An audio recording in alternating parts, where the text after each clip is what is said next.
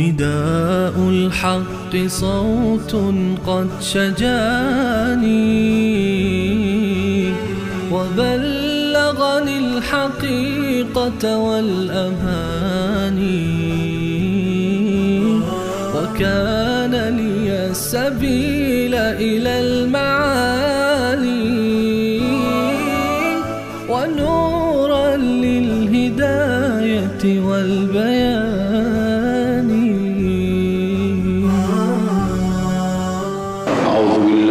الشيطان الرجيم.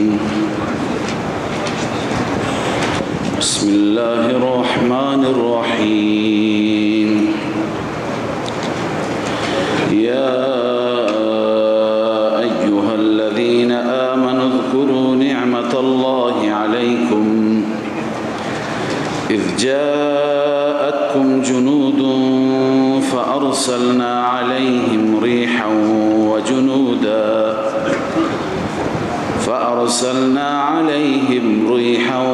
وجنودا لم تروها وكان الله بما تعملون بصيرا. صدق الله العظيم. بعد از اینکه در ابتدای این سوره مبارکه خداوند عزوجل سه چیز را و سه رسم را از رسومات مشرکان مکه رد فرمودند. یکی این بود که اونها می گفتند که شما اگر معبودان ما را به عنوان خدا و به عنوان اله تسلیم نمی کنید، حداقل اونها را به عنوان شفیع، به عنوان کسانی که سفارش کننده ما هستند بپذیرید. الله تعالی رد فرمودند لا تطع الكافرین والمنافقین. نکته دوم که همسران خودشون را وقتی که تشبیه میدادند به مادران در موضوع زهار، مادر میدانستند و حرمت را مؤبد میدانستند، همیشگی میدانستند. الله تعالی فرمود کسانی که چنین جمله میگویند زنانشون مادرشون نمیشه و کفاره زهار را تعیین فرمودند. و نکته سوم این بود که پسرخوانده ها را فرزند میدانستند. الله تعالی فرمود که و ما جعل ادعیاءکم ابناءکم. اکنون الله تعالی در آیاتی که تلاوت شد، در این آیات خطاب به مؤمنین لطفش را، منتش را و احسانی که بر مسلمانان الله تعالی عنایت فرموده، اون احسان را یادآور میشه. همان گونه که قبلا عرض کردم، این آیات اشاره هست به جریانی بسیار بزرگ، حادثه بسیار بزرگ که در واقع این جریان را از تمام ابعاد وقتی که نگاه میکنیم، در این حادثه درس ایمان هست، درس توکل هست. برای اهل ایمان خدای تعالی نشان میدهد که چگونه وقتی که مؤمنین بر خدا توکل داشته باشند در شدائد، در سختی ها، در شرایط سخت، الله تعالی به کمک اونها می شتابد و اونها را یاری می فرماید. در هر دوری و در هر زمانی که مسلمانان مشکلاتی دارند، که مشکلات هست همیشه و بوده و خواهد بود، ولی در هر دوری مسلمانان اون دور میگویند مشکلاتی که امروز هست هیچ زمانی بر مسلمانان نبوده. چنانچه امروز خیلی ها هستند از علماء ما همین میگویند، نویسندگان می نویسند، خطبا در سخنرانی ها میگویند شرایطی که امروز مسلمانان داشتند در هیچ زمانی این شرایط نبوده، این مشکلات نبوده، این سختی ها نبوده. اما وقتی که انسان قرآن را نگاه می کند، قرآن را بررسی می کند، شرایط در هر زمان شرایط سختی بوده، ولی شرایط صدر اسلام و سختی هایی که رسول الله صلی الله علیه و سلم تحمل کردند و وحدت احزاب و تشکل احزابی که در ابتدای اسلام تمام احزاب و گروه های معاند، هم از مشرکین، منافقین، یهودی ها، اهل کتاب، همه و همه چنان با هم وحدت کردن. اونطور که امروز میبینید تمام کفر، انواع کفر، یهود، نصارا هست، همه امروز متحدن، دست به یکی هستند. در اون زمان هم این بوده، این وحدت ها، وحدت احزاب و این صف واحد کفر همیشه بوده. اما در اون شرایط که مسلمانان اندک بودند، بی بضاعت بودند، امکانات نداشتند، در سخت‌ترین شرایط بودند که ما در این سوره انشاءالله میخوانیم، میبینید اون شرایط هیچ زمانی نبوده، اون شرایط سخت. به هر حال الله تعالی اشاره میفرماید به اون شرایط سخت که در اون شرایط چگونه من شما مسلمانان را یاری کردم، شما را کمک کردم. ابتداء ترجمه آیات الله میفرماید یا ایها الذین آمنوا، ای مؤمنان، ای اهل ایمان، اذکروا نعمت الله علیکم، یاد کنید نعمت الله را بر شما. اذ جاءتکم جنود، زمانی که تمام لشکریان پیش شما آمد، لشکریان آمدند، لشکرهای مختلف، لشکر ابو سفیان بود، لشکر یهودی ها بودند، لشکریان غطفانی ها بودند، قبائل دیگر عرب بودند. الله می فرماید فارسلنا علیهم ریحا، ما فرستادیم طوفان را فرستادیم که اونها را تار و مار کرد. و جنودا لم تروها، و همچنین فرستادیم لشکریانی که شما نمی دیدید. جماعت ملائکه، جنود ملائکه را ما فرستادیم. و کان الله بما تعملون بصیرا، الله عزوجل به اعمال شما بصیر هست، بصیر بود، بینا. الله تعالی همه اعمال شما را نظارگر بود. چیکار میکردید؟ خندق حفر میکردید، استقامت در مقابل دشمن از خود نشان دادید. الله به اینها بصیر بود، شما را دید و شما را یاری کرد. خب بخاطر اینکه ما آیات را بهتر بفهمیم، من مقدمه کوتاهی عرض میکنم و بعد اصل جریان را خدمت شما عرض میکنم. در مدینه طیبه باشندگان اصلی و ساکنان اصلی مدینه طیبه، قبائل اصلی قبیله اوس و خزرج بودند که اوس و خزرج هم در واقع در عهد قدیم از یمن آمده بودند، از قبایل عرب اصیل.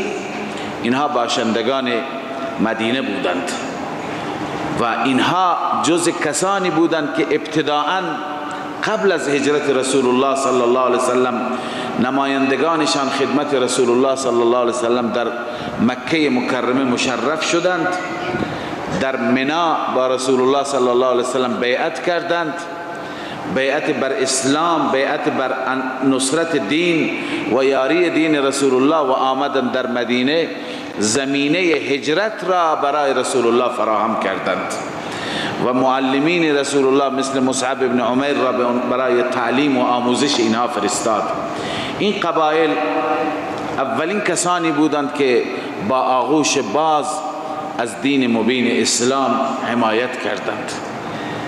در کنار قبایل عرب قبایل 3 قبیله از قبیله های معروف یهود هم بود: بنو قینقاع، بنو نظیر و بنو قریظه.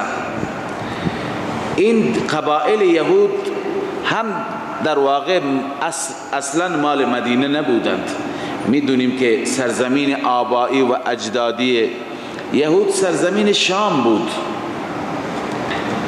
اینها از شام، نیاکان اینها، اجداد اینها هجرت کرده بودند به امید اینکه در مدینه که یثرب نام داشت قبل از این نامگذاری که رسول الله برایش گذاشت، یثرب شهری هست که در کتابهای خودشون خونده بودند که نبی خاتم، پیغمبر آخر الزمان، وقتی که مبعوث بشه اونجا هجرت میکند و اونجا را انتخاب میکند به عنوان زندگی.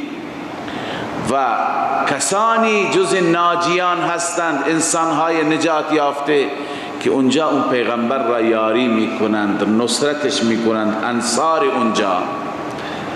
نیاکان یهود به این نیت آمده بودند اینجا اطراف مدینه که وقتی که این پیغمبر آمد ما جز کسانی باشیم که او را یاری برسانیم، او را کمک بکنیم.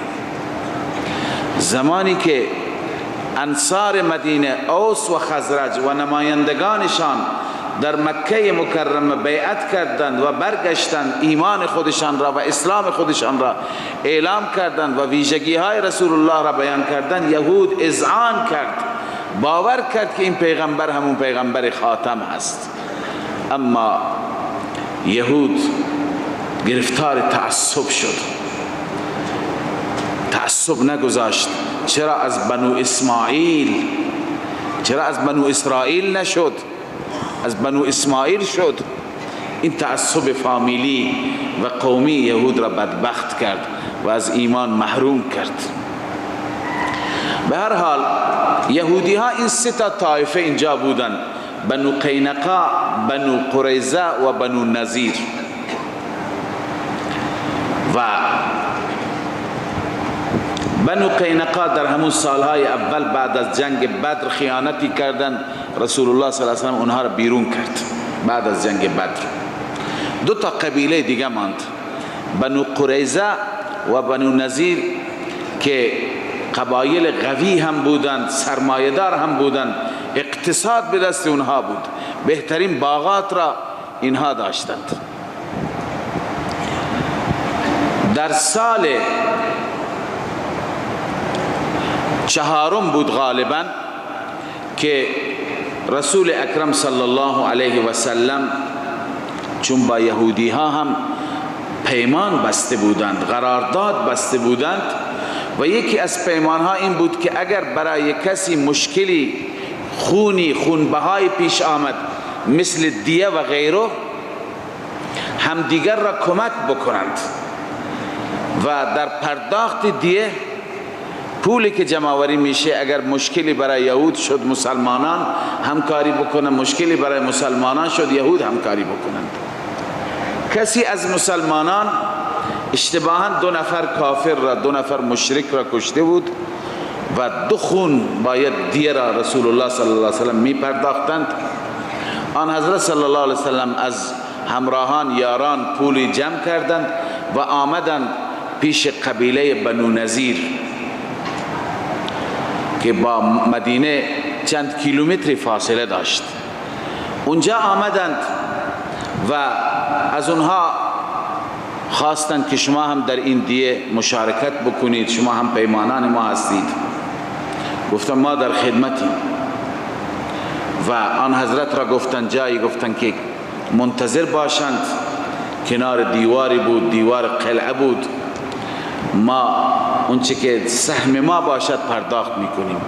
با هم مشوره کردند که ما امروز بهترین فرصت است، خودش با پاهای خودش اینجا آمده و امروز کارش را تمام بکنیم. قومی که همیشه خیانت در دلش باشد، و همیشه دنبال فرصت باشد پیمان و قرارداد با اون چه فایده ای دارد. و حتما اون کسی که خائن باشد در خیانتش ناکام میشه، موفق نمیشه. لذا اینها رفتند و مشوره کردن کسی از بالای قلعه سنگ بزرگ، سنگ آسیاب دستی را از اونجا بیندازد بر آن حضرت صلی الله علیه وسلم تا کارش تمام بشه. کسی را تعیین کردن و اون کس هم رفت بالا. الله عزوجل از طریق وحی به حبیبش خبر داد. رسول اکرم صلی الله علیه وسلم فوراً بلند شد و محل را ترک کرد. و بعد از اون رسول الله صلی الله علیه وسلم به وسیله یک صحابی محمد ابن مسلمه پیغام فرستاد برای یهودی ها که دیگه پیمان تمام شد، پیمان را شما شکستید و یا اینکه مدینه را ترک بکنید، رها بکنید، برید به طرف سرزمین خودتون، و یا اینکه ما شما را بالاجبار بیرون میکنیم، شما را تار و مار میکنیم، میکشیم، به جنگ شما میاییم. منافقین پیغام فرستادن برای یهود. رئیسشون رئیس قبیله حویی بن احطب بود. گفتند که شما استقامت بکنید، ما با شما هستیم، ما از شما حمایت میکنیم. منافقین هر جا تخریب میکنند، هر جا بین دو گروه، هر دو گروه را، نه اینکه قلباً با یک گروهی باشند، هر دو گروه را پریشان میکنند.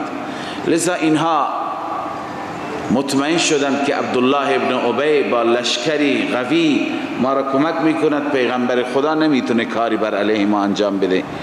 اینها گفتن ما نمیریم. رسول اکرم صلی الله علیه وسلم به محاصره یهود بنو نذیر آمدند، محاصرهشون کردند. اینها در قلعه های خودشون گرفتار شدند و چندین روز طول کشید. هر چی که منتظر منافقان شدند خبری از منافقان نشد. درگیری های پراکنده، تیراندازی های پراکنده صورت می گرفت. آخر یهودی ها به تنگ آمدند و دیدند که نه، این منافقین فریب دادن، سر کارشون گذاشتند. پیشنهاد دادن خدمت رسول الله صلی الله علیه وسلم، گفتند که ما خودمون میریم، ما را بگذارید، هر چی که توانستیم از وسایل با خودمون میبریم و اسلحه با خودمون نمیبریم. بر این پیمان و بر این قرارداد بسته شد تا 3 روز هم مهلت داده شدند که از اینجا برند. لذا هر کسی، هر خانواده بر شتر خودش تا جایی که میتوانست از وسایل خودشون برداشتند، اسلحه را گذاشتند، باغاتشون را گذاشتند، قلعه ها را گذاشتند، وسایل سنگین را گذاشتند و هرچی تونستن با خودشون بار کردند و رفتن. نصفشون به خیبر موندن اونجا، حویی بن اخطب اونجا ماند با جمعی، و نصف دیگرشون رفتن به طرف شام، رفتن سرزمین آبایی و اجدادی رفتند و بالاخره قلعه های خودشون را تخلیه کردند. اما اینهایی که به خیبر رفتن مثل مار زده، دشمنی و عداوت روز به روز بیشتر می شد. لذا اینها رفتند. همین حویی بن اخطب با بعضی دیگر از علماء یهود و بعضی از کسانی که در رأس بودن، پیشوایان مذهبی، سفری و دوره‌ای داشتن به طرف مکه رفتن. گفتن که باید هر طوری شده همه قبایل را بر علیه پیغمبر اسلام بشورانیم، تحریک بکنیم. لذا رفتن پیش مشرکان مکه، پیش ابو سفیان رفتند و بقیه سرداران قریش رفتند و گفتند تا کی می‌خواهید که این پیغمبر بر شما حکومت بکند و هر سال بجنگد و بهترین افراد شما را بکشد و ما را هم آزار برساند؟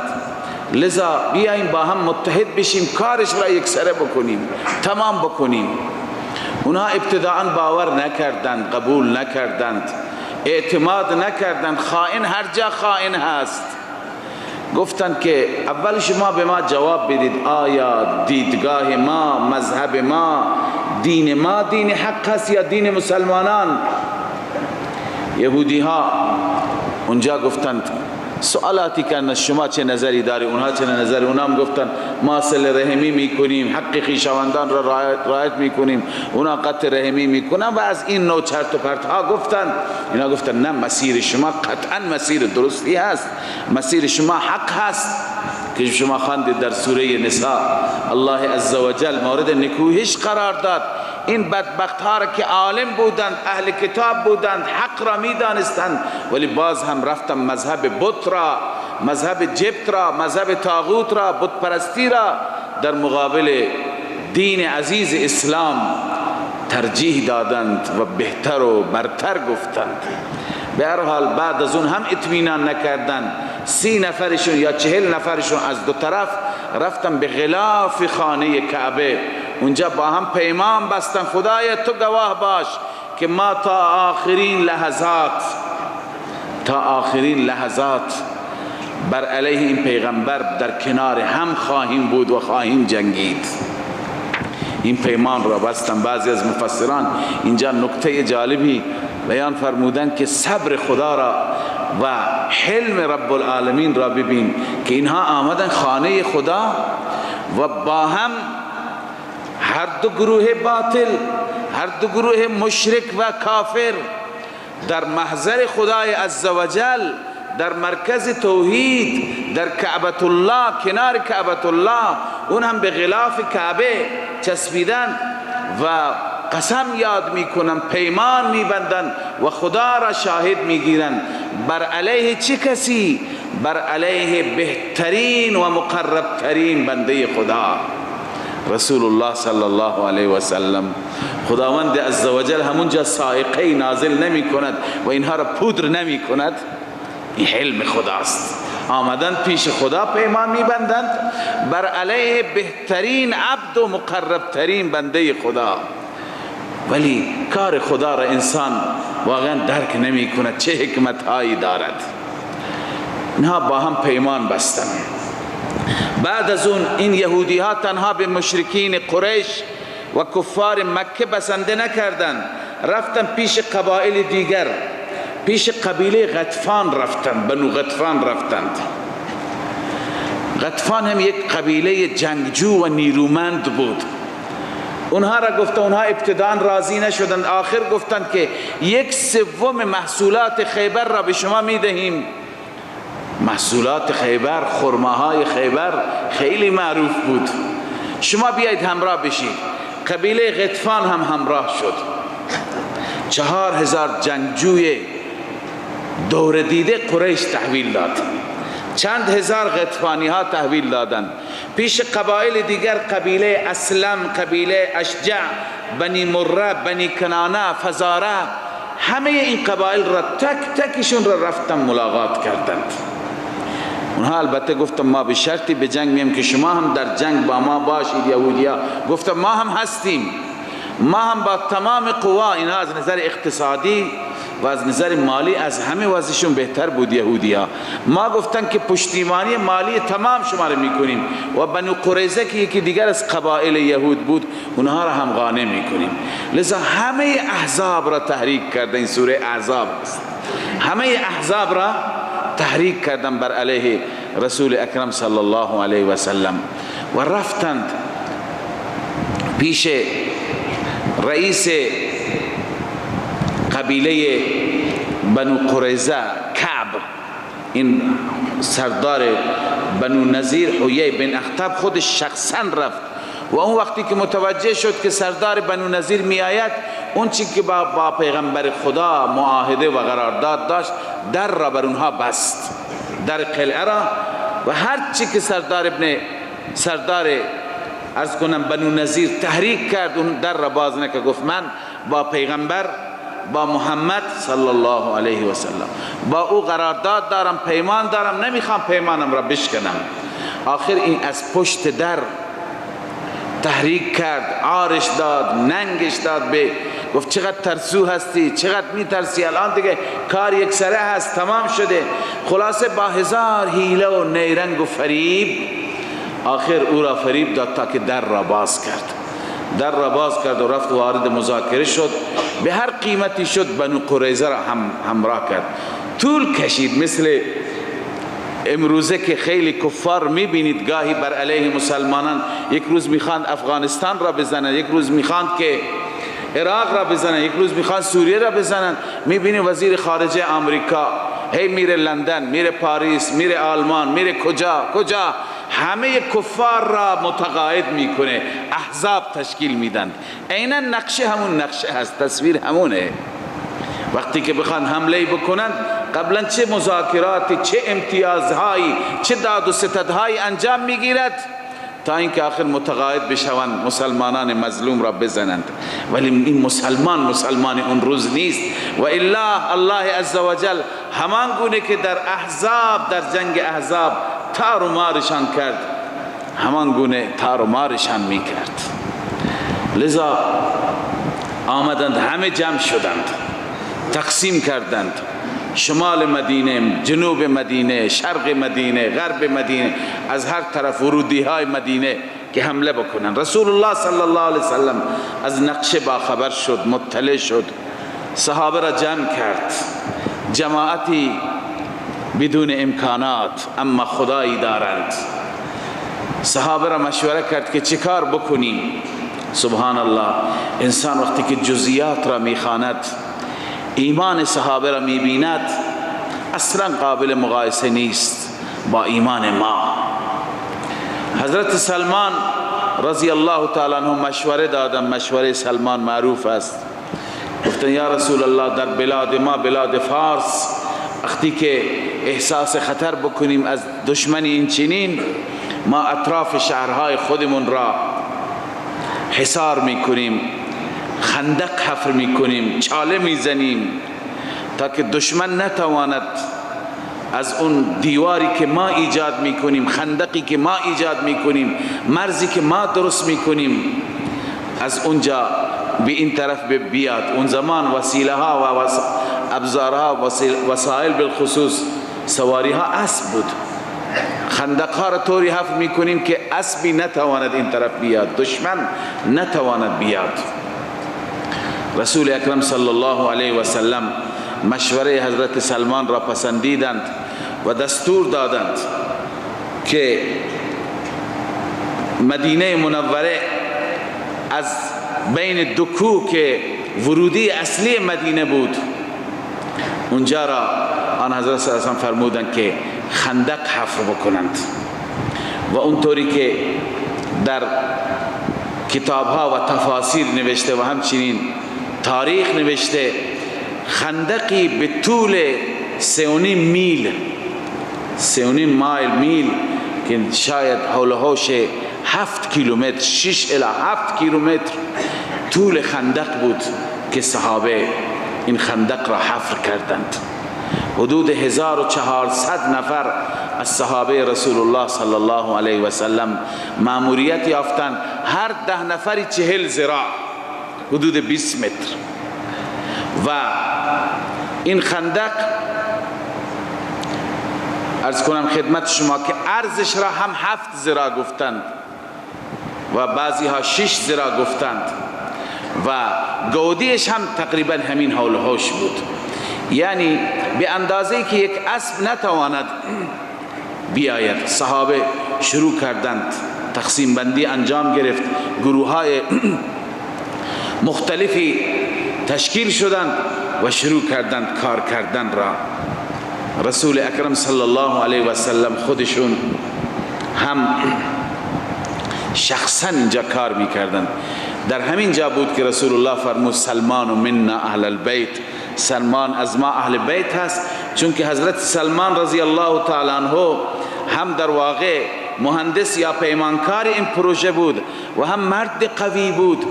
با هم اختلاف کردن، مهاجرین گفتن مال ماست، انصار گفتن مال ماست و رسول الله صلی الله علیه و سلم فرمود سلمان منا اهل البیت، سلمان جز گروه ما اهل بیت است. در حفر خندق. لذا حفاری شروع شد، کار شروع شد، تمام گروه ها، یک مسیر بسیار طولانی، 7 کیلومتر، مسیر کمی نیست. بلا تشبیه بگیرید از اینجا تا رزاق زاده، این همه مسیر را اینها همش خندق حفر کردند و صحابه شب روز کار می کردند، 1400 نفر، اما سخت‌ترین شرایط را داشتند. رسول اکرم صلی الله علیه و سلم چند کار در خندق انجام میداد. یکی این که رسول الله صلی الله علیه و سلم با اشعاری که در این اشعار حماسی بودند، ایمان بود و شهامت بود، رسول اکرم صلی الله علیه وسلم تحریک میکردند صحابه را. حتی می آید در روایت ها که رسول الله این اشعار عبدالله ابن رواحه را میخواند: اللهم لولا انت مهتدینا ولا تصدقنا ولا صلینا. بار الها، اگر نبودی ما هدایت نمی شدیم، ما نماز نمی خواندیم، ما صدقه نمی دادیم. فانزلا سکینة علینا و ثبت الاقدام ان لاقینا. پروردگار بر ما سکینه نازل کن، آرامش نازل کن و ما را ثابت قدم بگردان هرگاه که ما در مقابل دشمن قرار گرفتیم. ان اللائي قد بغوا علینا ان ارادوا فتنة ابینا. این را تکرار می کرد که کسانی که بر ما ظلم کردند و آمدند امروز بر مدینه میخواه حمله بکنند، اگر اراده فتنه داشته باشند، بخواهند اینجا تعرض بکنند، ما نمیپذیریم، ما قبول نمی کنیم، ما با جان و دل دفاع میکنیم. و رسول اکرم صلی الله علیه وسلم همچنین میخواندند: اللهم لا عیش الا عیش الاخره فاغفر الانصار والمهاجره. وقتی که انصار و مهاجرین را میدیدند که چگونه جانانه کار میکنند و زحمت میکشند، رسول الله دعا میکرد: پروردگارا، هیچ عیشی بهتر از عیش آخرت نیست. این زندگی دنیا که با این سختی هاست به درد نمیخورد. فاغفر الانصار والمهاجره. در جواب صحابه کرام مهاجرین و انصار هم شعر میخواندند: نحن الذين بايعوا محمدا على الجهاد ما بقینا ابدا. اینها همه روایت ها در صحیح بخاری هست. ما کسانی هستیم که با محمد بیعت کردیم بر جهاد تا زمانی که ما باقی باشیم، ما بر بیعت خودمون هستیم. به هر حال رسول اکرم صلی الله علیه وسلم هم این اشعار را میخواندند و هم دعاهایی که اون دعاها را هم بعضیشون را یادداشت کردم و خدمت شما ان شاء الله میخوانم. وقتی که خندق ها حفر شد و زده میشد، در بخشی که حضرت سلمان رضی الله تعالی عنه بود، یک سنگی بود، سنگ بسیار بزرگی که هر کاری میکردند این سنگ نمیگذاشت که خندق حفر بشه. لذا میخواستن مقدار مسیر را منحرف بکنند. آمدن خدمت رسول الله، گفتن: یا رسول الله، مشکلی برخوردیم، سنگ بزرگی هست، اجازه میده؟ چون خط خندق را خود رسول الله از اول تا آخر با دستهای خودشون کشیدن، نقشه را کشیدن که از اینجا تا اینجا حفر بکنید. رسول اکرم صلی الله علیه و سلم گفتن: کجاست؟ سنگ را به من نشان بده. و خود آن حضرت صلی الله علیه و سلم کلنگ را یا پت که هر چیزی بود به دست گرفتن و 3 تا ضربه زدند. در ضربه اول، در هر 3 ضربه جرقه هایی دیدند، گرچه توجیه این جرقه ها مختلف هست، اما در روایت ها می آید که در جرقه اول رسول اکرم صلی الله علیه و سلم جرقه دیدند، فرمودند که من در این جرقه و در این آتشی که از سنگ برخاست، محلات هیره که بعضی از شهرهای شام بود و اطراف شام، و همچنین کاخهای کسرا را دیدم که خداوند اونها را در اختیار امت من قرار داد. و جرقه دوم فرمودم محلات سرخ روم را دیدم، و در جرقه سوم فرمود که محلات و کاخهای صنعای یمن را دیدم. منافقین مسخره کردند و شروع کردن. قرآن به تمسخر اونها هم اشاره می کند، میگه از ترس گفتن ما نمیتوانیم برای دستشویی بیرون بریم و اینها خواب کسرا و قیصر را می بینند. این اولین نویدی بود و مجدهی بود و بشارتی بود که خدای عزوجل به حضرت رسول صلی الله علیه و سلم داد. اما خدمتتون عرض کنم که این غزوه که غزوه سختی ها بود، غزوه شدائد بود، از اول تا آخر این غزوه ما در این غزوه معجزات را میبینیم. رسول الله صلی الله علیه و سلم این اولین معجزه بود، اولین مژده بود. وقتی که این را رسول اکرم صلی الله علیه و سلم بیان فرمودند، صحابه تقویت شدند، تقویت روحی شدند، شاد شدند و مصممتر شدند به کار و بیشتر زحمت کشیدند. در مدت بسیار کوتاهی خندقها حفر شد، آماده شد و مشرکان احزاب مختلف با یک اراده قوی که از اونجا داشتند که همه خوشحال شاد که همه چیز داریم، امکانات داریم، اسلحه داریم، پول داریم، واحدهای پشتیبانی بسیار قوی هستند، همه در کنار هم هستیم و تعداد ما هم زیاد هست.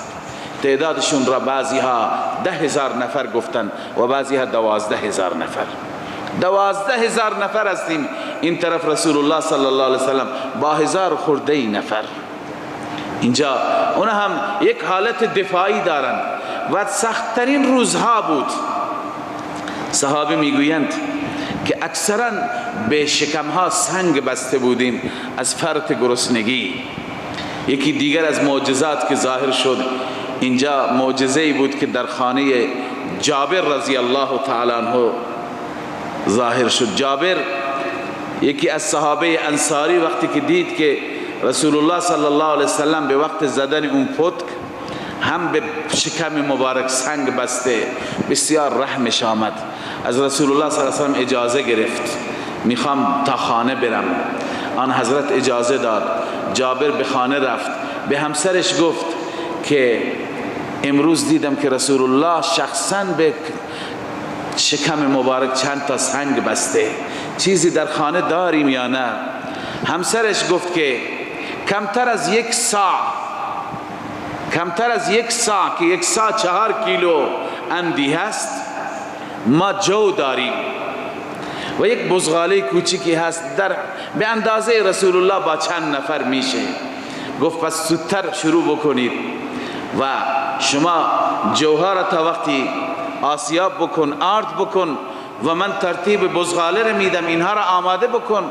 و بعد از اینکه آماده کرد گفت من میرم رسول الله را میارم. همسرش گفت زنها همیشه حساسند، گفت ببین ما را جلوی مهمان ها رسوا نکنی، جمعیتی نیاری که من خجالت زده بشم. گفت باشه حتما. خدمت رسول اکرم صلی الله علیه وسلم رفت، گفت یا رسول الله امروز رفتم خونه غذای مختصری برای شما آماده کردم. رسول اکرم صلی الله علیه وسلم فرمود چی هست؟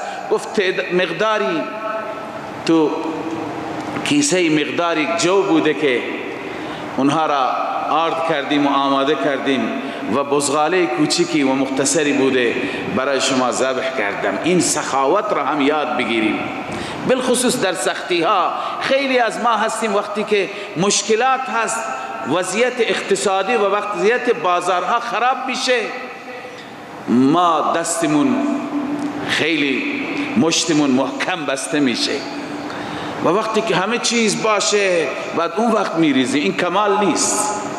کمال اینه که انسان در شدائد و سختی ها و وقتی که وضعیت خرابه، بازار خرابه، انسان در این شرایط در راه خدا بده و پروا نکند، بگه اینا را خدا داده باید برای خدا. ببین صحابه سیرتشون تمام سرمایش یک بزغالهی هست، اون را هم برای رسول الله صلی الله علیه وسلم خدا هم چه کرامتی بهش میده. در عوض ببین خدا چه کار میکنه. لذا رسول اکرم صلی الله علیه وسلم فرمود نگران نباشید، برو ما میاییم. اعلام کرد همه اهل خندق تمام یاران جمع بشید که خونه جابر دعوتیم. سبحان الله. جابر پریشان شد، دوان دوان رفت پیش همسرش، گفت رسول الله همه لشکر را خبر کرد. گفت بهت نگفته بودم مرا رسوا نکن؟ گفت من گفتم به رسول. گفت ماجرا را گفتی، مقدار غذا را گفت، بس اشکالی ندارد، زن مؤمنه بود، شیر زنی بود، حتما رسول الله میداند. رسول اکرم صلی الله علیه و سلم فرمود که آرد را هم دست نزنید تا وقتی که من خودم بیام چانهش میکنم و دیگ را هم سر جایش بگذارید. اون زمان دیگه آرد را درست میکردن و غذا را، نان را میپختن، همونطور گرماگرم مصرف میکردن. رسول اکرم صلی الله علیه وسلم با صحابه تشریف بردن خانه جابر. خود آن حضرت صلی الله علیه وسلم شخصا در روایت میاد لعاب مبارک و آب دهن در آرد ریختن. ما معتقدیم که آب دهن آن حضرت صلی الله علیه وسلم هم تبرک هست. بحث تبرک را قبلا عرض کردیم که در انبیاء ما معتقدیم که انبیاء اجزای بدنشون، آب دهنشون، عرقشون، موی بدنشون، اینها تبرکات هستند. در سوره بقره هم خواندید که بقیت مما ترک آل موسی و آل هارون، صندوقچه‌ای بود که از آثار موسی باقی مانده بود. حضرت طالوت این صندوقچه را داشت و این سبب فتح و پیروزی شد. لذا رسول اکرم صلی الله علیه وسلم آرد را شخصا چانه کردن و فرمود الان نان درست کنید و خودشون ملعقه را به دست گرفتن و گفتن 10 نفر بشینید و نان درست میشد. لای نان تکه گوشت و مقداری غذا قرار میداد و گفت بده به صحابه. 1400 نفر کمتر یا بیشتر همه غذا خوردند، همه سیر شدند. و جابر میگه بعد از اون رسول اکرم صلی الله علیه و سلم فرمود که ببینید غذایتون باقی مونده، به همسایه هایتون بدید. میگه غذا همونطور دیگ پر از غذا بود و اون سفره نان پر از نان بود. ما تقسیم کردیم، همه همسایه ها را دادیم. این معجزه حضرت رسول صلی الله علیه و سلم بود. و یک معجزه دیگر هم ظاهر شد. حضرت نعمان ابن بشیر میگوید مادرم خواهر کوچکم را فرستاده بود مقدار خرما که به اندازه پری دست رسول الله هم نشدن. این خرماها را فرستاد، گفت برو یکی پدرت را پیدا بکن در میان خندق و همچنین داییت عبدالله ابن رواحه را پیدا کن، این خرماها را به اونها بده. این دخترک داشت میگشت، رسول اکرم صلی الله علیه و آله فرمود دنبال کی میگردی؟ گفت پدرم داییم. چرا؟ مادرم این خرماها را فرستاد. گفت خرماها را به من بده. خرماها را در دست رسول الله گذاشتن، دست رسول الله پر نشد. فرمود که سفره بگذارید، سفره را گذاشتن، خرماها را تو سفره گذاشت. دستور داد بیایید لشکر، بیایید که غذا آماده هست. همه آمدن خرماها را گرفتن، همه خوردن، سیر شدند. معجزات بیشماری در این غزوه ظاهر شد که انشاءالله بعضی ها را در آینده میخوانیم. لذا آن حضرت صلی الله علیه و سلم با این شرایط از مدینه طیبه دفاع کردند. وقتی که آمدن مشرکان تقسیم بندی که کردن، بعضی ها از شرق مدینه و بعضی ها از غرب مدینه. الله می فرماید اینها آمدند. خب به صورت مختصر جریان در همین آیه خواندیم. خداوند عزوجل بعد از اینکه اینها محاصره کردند، خداوند طوفانی فرستاد و ملائکه را فرستاد. اما تفصیلش از اینجا شروع میشه. الله می فرماید ارجاؤکم من فوقکم، زمانی که پیش شما آمدن، من فوقکم از بالای مدینه جانب مشرق. از این طرف چه کسانی مأموریت داشتند که بیایند؟ از جانب مشرق قبیله غطفان آمد و همراهانش اهل نجد بودند، بنو قریظه، بنو نذیر، اینها از اون طرف آمدند. و من تحت و من اسفل منکم، از جانب پایینتر که جانب غرب بود، از این طرف قریش بود، بنی کنانه بود، اهل تهامه بودند. این قبایل تقسیم بندی کرده بودند، اینها آمدند. ناگفته نماند که رسول اکرم صلی الله علیه و سلم میخواست تدبیری بکند،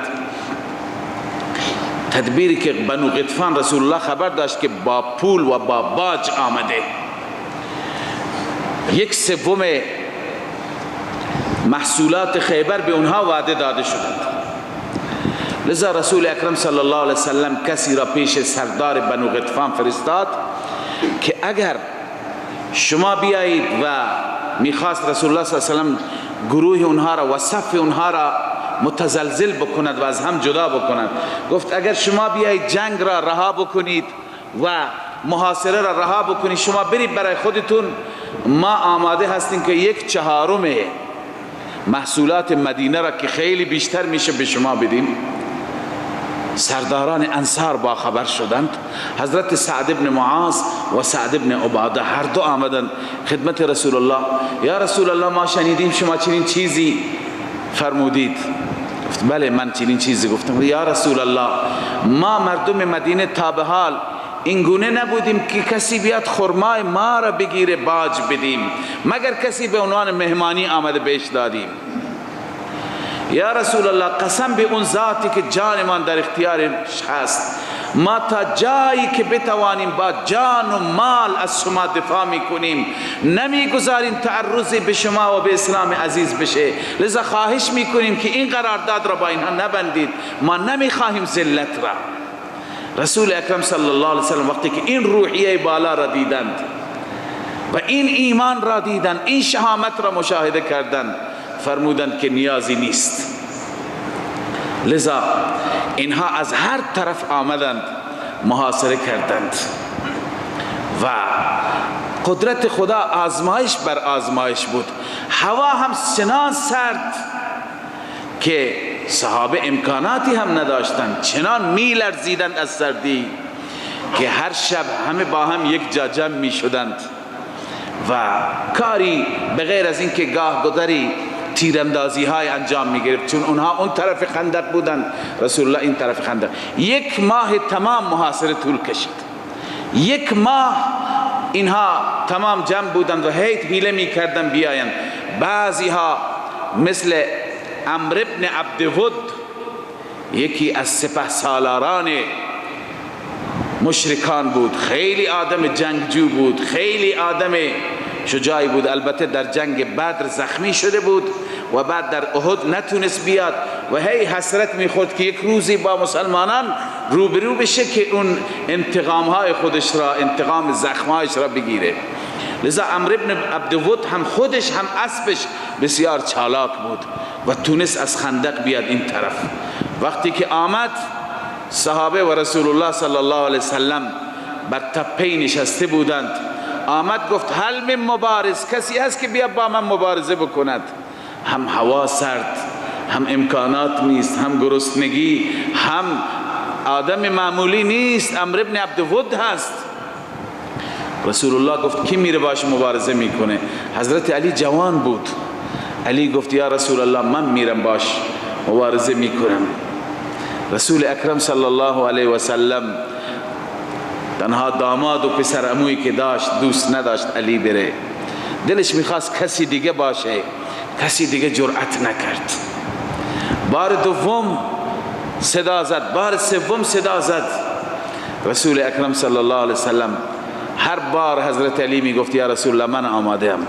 آخر حضرت علی را به نام خدا فرستاد و دعا کرد خدایا برای اینکه موفقیت علی و برای اینکه علی اینجا تلف نشه و شهید نشه، آن حضرت صلی الله علیه وسلم توجهات خاصی داشت.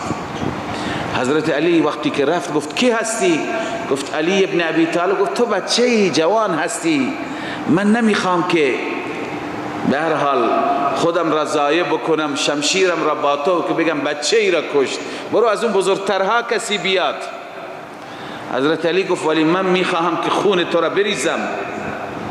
وقتی که علی کرم الله وجهه شجاعانه گفت تحریک شد، گفت پس بگیر، حمله کرد به حضرت علی رضی الله تعالی و درگیری و مبارزه شروع شد. صحابه نشسته بودند همه دعا میکردند، چنان درگیری شد وقتی که در بیابان 2 نفر هر دو بر اسب، اون هم شمشیر زن، چنان گرد و غبار که هیچ معلوم نمیشد، هیچ پیدا نمیشدند که به هر حال کدوم غالب کدوم مغلوبه. آخر حضرت علی اون را خیلی که عصبانی کرد، ناراحت شد و از جایش پرید و حمله کرد، شمشیر را محکم زد به حضرت علی و حضرت علی جا خالی داد، شمشیرش خورد به زمین و خودش خم شد. تا که خم شد حضرت علی رضی الله تعالی عنه سرش را زد و صحابه نمیدونستن چه خبره، فقط تکبیر علی را شنیدن، گفت الله اکبر الله اکبر که گفت صحابه همه الله اکبر گفتند، متوجه شدن حضرت علی کرم الله وجهه موفق شد، جنازهش افتاد. بعدا اونها گفتن جنازهش را به ما بدید، 10,000 درهم به شما میدیم. بعضیا پیشنهاد کردن 12,000 درهم به شما میدیم. رسول اکرم صلی الله علیه وسلم فرمود این جنازهش برای ما ارزشی نداره، اون پولی که شما میخواد بدید هم ارزشی نداره. جنازه را بدون پول بهشون داد. به هر حال تیراندازی ها ادامه داشت. حضرت سعد رضی الله تعالی عنه که اون سرداری که رسول الله را گفت که یا رسول الله در مقابل قبیله غطفان کوتاه نیایید، سعد یک روزی میرفت، چون زنها را همه را پشت جبل سلع در قلعه ها گذاشته بودند، هر روز میرفت به ملاقات مادرش. ام المؤمنین عایشه میگوید که کاملا سعد که میآمد کاملا زره پوش بود، فقط دستهایش زرهش کوتاه بود، دستهایش ظاهر بودند. من به مادرش گفتم یه وقتی از طرف دستها چون تیر مرتب می آمد آسیبی نرسه، مادرش گفت تا زمانی که خدا نخواد چیزی نمیشه. وقتی که از ملاقات مادر برگشت تیری آمد و رگ اصلیش را مورد اصابت قرار داد و سعد رضی الله تعالی عنه زخمی شد. سعد را بردن در خیمه و رسول اکرم صلی الله علیه و سلم افرادی را تعیین کرد. این سردار عرض کنم که اوس یا خزرج، سردار انصار، آن حضرت صلی الله علیه و سلم فرمود خدمتش بکنند و کسی بود یکی از زنان از او تیمارداری میکرد و او را نگهداری میکرد، تداویش میکرد. سعد رضی الله تعالی عنه دعایی کرد که این دعا را الله عزوجل اجابت فرمود. گفت که خدایا اگر قرار هست که قریش و کفار مکه باز هم بر علیه پیغمبر حمله بکنند و بجنگند، پس مرا هنوز حیات بده، به من زندگی بده که من خاری باشم در چشمان اونها. و اگر قرار هست که این آخرین جنگشون باشه و شکست بخورن، پروردگارا به من شهادت بده الان که زخمی شدم، موت شهادت. تا اینکه خدای عزوجل بعد از این کار بزرگی از حضرت سعد گرفت و بعدا در همین زخم شهید شد که بعدا انشاءالله به تفصیل میخوانیم. به هر حال وقتی که طول کشید، هر روز رسول اکرم صلی الله علیه وسلم میرفت و محل خاصی نماز میخواند. الان که شما خندق تشریف بردید، مسجد فتح هست، مسجد ابوبکر هست، مسجد عمر هست، مسجد عثمان هست، مسجد علی هست، مساجد به نام صحابه دیگه هستند. اینجاها مسجد نبود اون زمان که هر 50 متر یک مسجد، بلکه اینها هر یکی متفرق بودن، یک گوشه اونجا خدا را نیایش میکردند، دعا میکردند، تضرع میکردند. رسول اکرم صلی الله علیه وسلم دعاهایی که در جنگ خندق فرمود، این دعاها هم در احادیث آمده، خیلی دعاهای زیادی.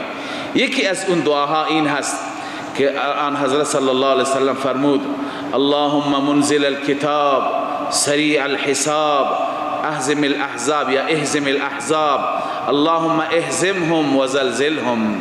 ای ذاتی که کتاب را نازل فرمودی، ای ذاتی که سریع الحساب هستی، این احزاب را شکست بده، پروردگارا شکستشون بده و متزلزلشون بگردن. هر روز رسول الله صلی الله علیه وسلم کارش دعا بود و آخر همون جایی که الان مسجد الفتح را درست کردند، اونجا مژده فتح الله عزوجل به حضرت رسول صلی الله علیه وسلم دادند که فتح آمده. و دعای دیگری که آن حضرت صلی الله علیه و سلم کردن، صحابه گفتن یا رسول الله به ما دعایی بیاموز که ما بخوانیم. فرمود که بخوانید اللهم استر عوراتنا و آمن روعاتنا. بار الها آبروی ما را حفظ کن، استر عوراتنا و آمن روعاتنا. و این تهدیدی که ما هستیم، خطری که ما داریم این خطر را تبدیل به امر بگردان، امنیت برای ما بیاور، هرج و مرج را، ناامنی را تبدیل به امنیت بگردان. دعای بسیار جامع در مقابل دشمن. اللهم استر عوراتنا و آمن روعاتنا. به هر حال رسول الله صلی الله علیه وسلم کارش دعا بود و دیگه تیراندازی، همش تیراندازی میکردن.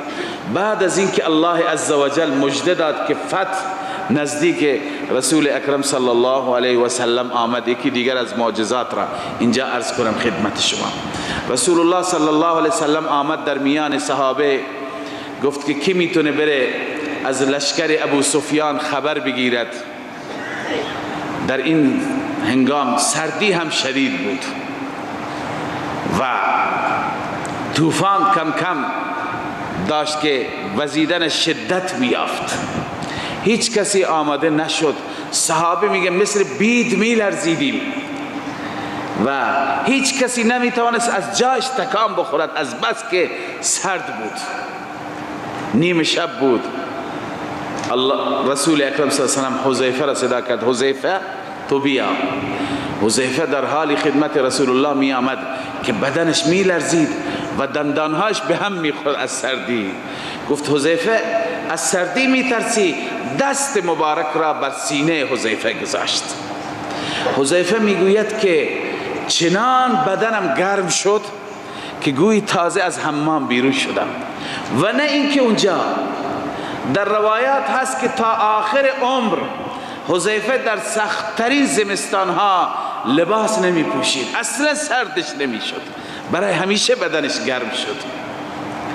لذا وقتی که رفت اونجا دید که مشرکان همه همتشون سست شده و همه دارند که روحیهشون را از دست میدن و حذیفه دید که طوفان چطور میوزد و همه چیزشون را، غذاهایشون را حتی پر از خاک، و ملائکه را الله تعالی دستور داد دیگهای بزرگ که پر از غذا بودن، ملائکه اینها را سرنگون میکردن، چپه میکردن، همه غذایشون ریخت.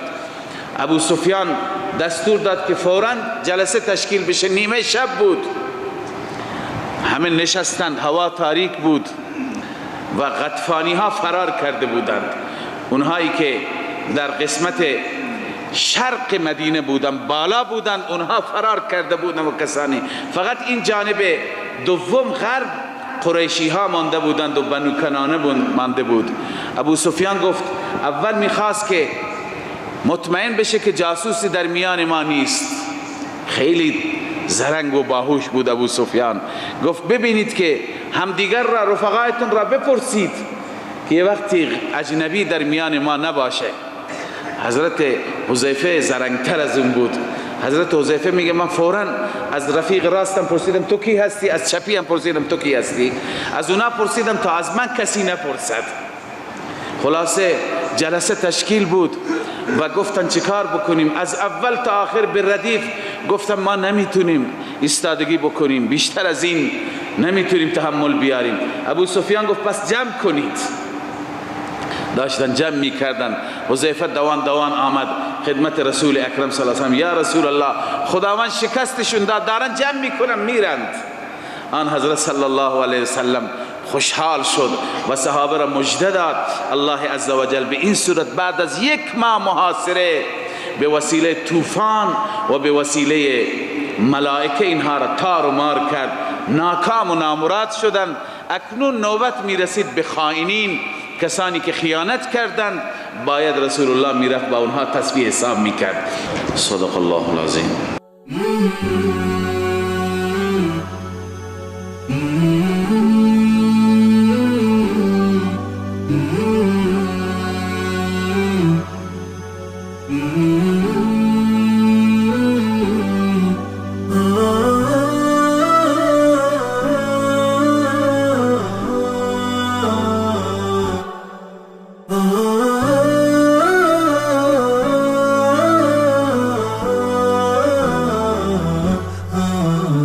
نداء الحق صوت قد شجاني وبل بلغني الحقيقة والأماني، وكان لي السبيل إلى المعالي، ونورا للهداية والبيان.